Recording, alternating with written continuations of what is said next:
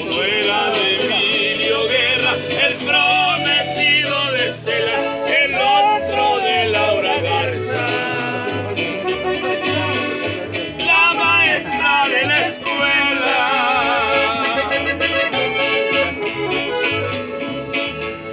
La última vez que se vieron, ella lo mandó llamar cariño del alma mía.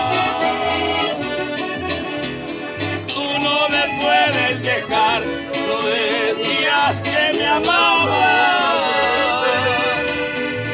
que era cuestión de esperar.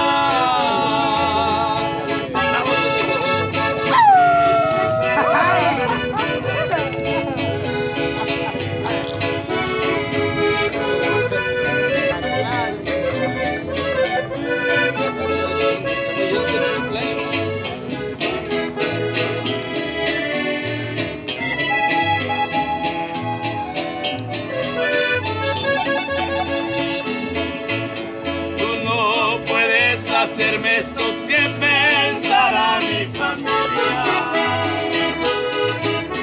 No puedes abandonarme después que te di mi vida. No digas que no me quieres, como antes sí me querías. Solo vine a despedirme, Emilio le contestó.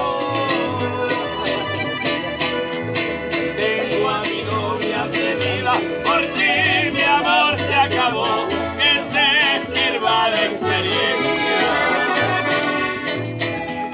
lo que esta vez te pasó.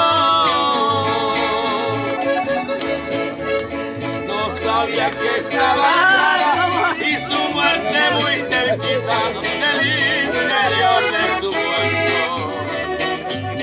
Sacó una escuadra cortita, con ella le dio cestilla.